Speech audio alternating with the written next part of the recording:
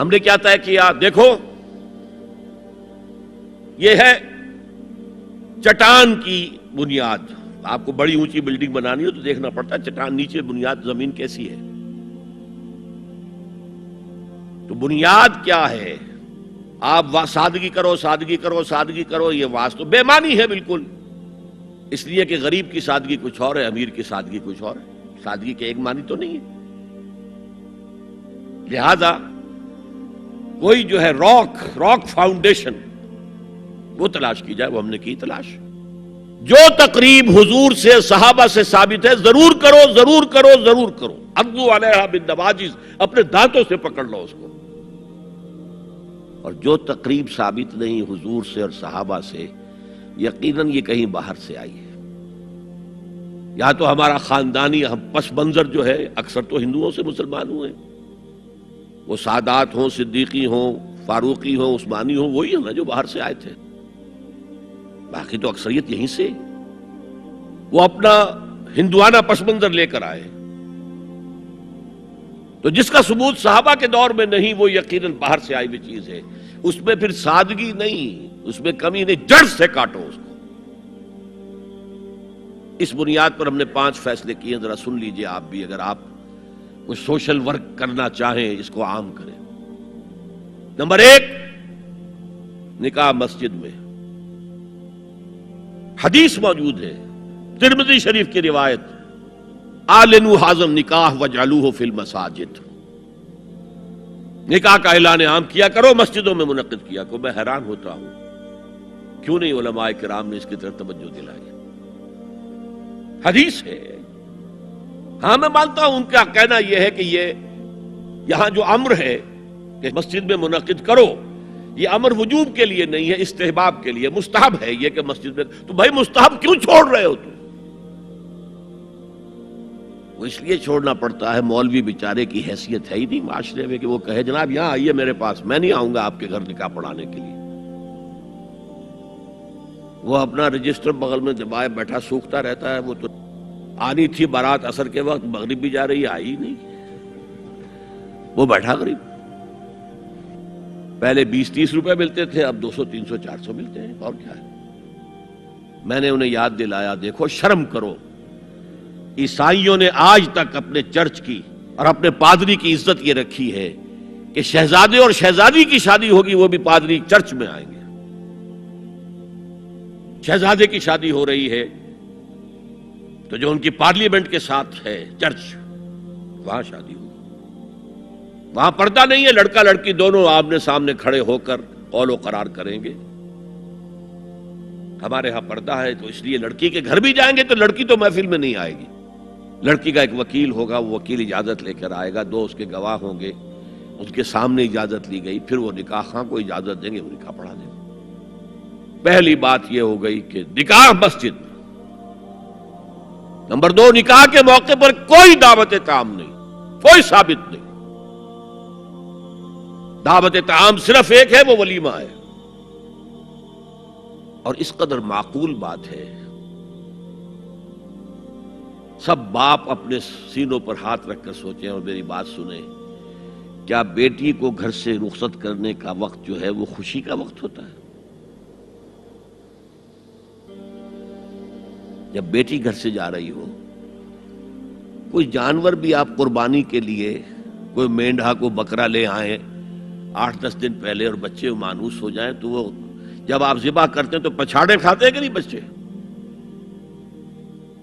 اور یہ لخت جگر ہے، نور چشم ہے، 18-20-22 برس گھر میں رہی ہے، وہ جا رہی ہے. خوشی نہیں ہے وہاں، صرف یہ ہوتا ہے اے سائی آف ریلیف کہ ایک ذمہ داری کا بوجھ تھا، اللہ نے آج پورا کرا دیا، اتروا دیا بوجھ.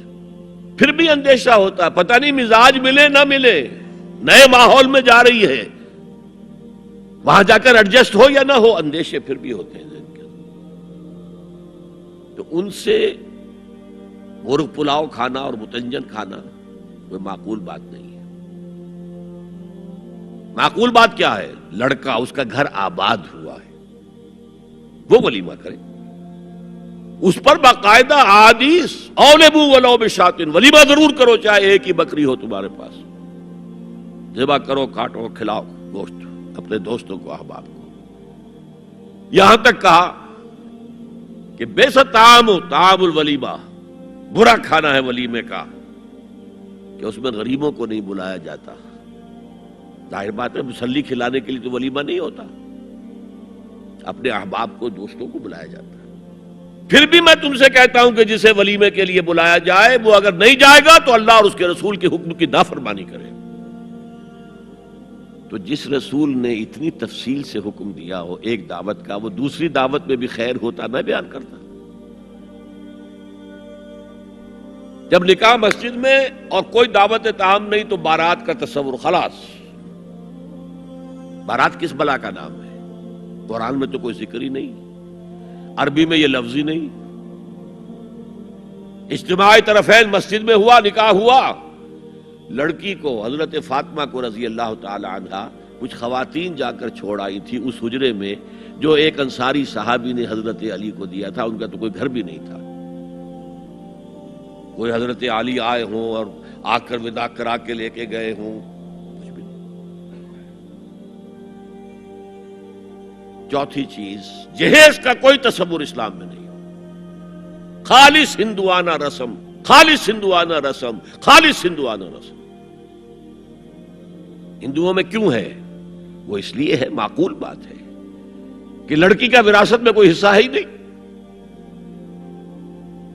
وہ تو جب گھر سے نکل رہی ہے کچھ دے دلا کے رخصت کر دو. دان دہیج یہ خیرات ہے، لڑکی کا حق کوئی نہیں ہے گھر پر. اسلام میں تو لڑکی وارث ہے. والد فوت ہوں گے وراثت تقسیم ہوگی، والدہ فوت ہوگی کوئی ان کی ہے ملکیت وہ تقسیم ہوگی.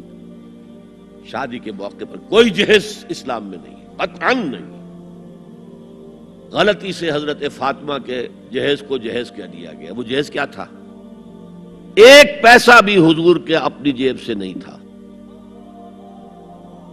اس شادی میں خاص بات کیا تھی کہ دولہا کے ولی بھی حضور ہی ہے.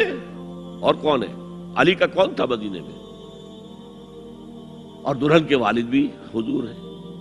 اب حضور پوچھتے ہیں حضرت علی سے، تمہارے پاس مہر دینے کے لیے کچھ ہے؟ عرض کیا میرے پاس تو کچھ نہیں ہے. وہ فقراء صحابہ میں سے تھے. فرمایا مہر تو دینا ہے. تمہارے پاس ایک زرہ ہوتی تھی؟ جی ہاں زرہ تو ہے. انہوں نے یہ سمجھا زرہ تو جہاد کے لیے ہے، کوئی وہ دولت تو نہیں ہے. فرمایا جاؤ اسے بیچو یا گروی رکھ کے قرض لے کر آؤ. وہ گئے، حضرت عثمان نے خرید لی اور کچھ دنوں کے بعد واپس کر دی ہدیتاً. یہ زرہ میں ہدیہ آپ کو کر رہا ہوں. اس وقت اگر کہتے چھوڑو علی، کہاں لو میں پیسے دے دیتا ہوں تمہیں، تو ان کی طبیعت پر بار ہوتا. اس پیسے سے حضور نے کچھ پیسے گھر بھیجے اندر، دلہن کو ذرا تیار کر دو. اور کچھ پیسوں سے وہ ایک گدا جس میں کھجور کی کھال بھری ہوئی تھی اور 2 تکیے جس میں کھجور کی کھال بھری ہوئی تھی، ایک مشکیزہ، کنویں سے پانی تو لانا ہی ہے نا، ایک چکی، جو ہو یا گیہوں ہو پیسنا تو ہے نا، کوئی 1-2 برتن اور. اللہ اللہ خیر صلی اللہ. یہ تھا جسے جہیز کہتے ہیں، جس میں ایک پیسہ بھی حضور کا شامل نہیں ہے. وہ حضرت فاطمہ کا مہر تھا جسے بنایا گیا. ورنہ مدینے ہی میں دوسری آپ کی صاحبزادی کا نکاح حضرت عثمان سے بھی ہوا. کہیں ذکر ہے جہیز کا؟ حضرت عثمان کا گھر بھرا ہوا، ہر چیزیں موجود، وہاں تو جہیز کا تذکرہ نہیں. بہرحال یہ شادی کو آسان کرو، زنا کو مشکل بناؤ. یہاں شادی کے لیے 9 من تیل ہوگا تو رادھا ناچے گی، ورنہ یہ کہ بڑی ہو رہی ہے، عمر ہو رہی ہے، سب کچھ ہو رہا ہے، لیکن کچھ تقاضے تو ہے نا، آخر کچھ تو کرنا ہوتا ہے نا. آخر کچھ نہ کچھ لوگوں کو تو کھانا کھلانا ہی ہوتا ہے نا. بارات تو آخر آئے گی ہی نا، کچھ نہ کچھ تو دینا ہی ہوگا. کچھ جوڑے کپڑے، کچھ یہ. اسلام کا فلسفہ جو میں نے 4-5 باتیں آپ کو بتا، فلسفہ یہ ہے کہ لڑکی کے باپ پر ایک پیسے کا بوجھ نہیں. اس نے لڑکی پال پوس کے تمہارے حوالے کر دیا، اب اور کیا چاہتے ہو تم؟ سارا مرد آزماں، مرد آفرین، مرد کو چیلنج دیا ہے، تم مرد ہو.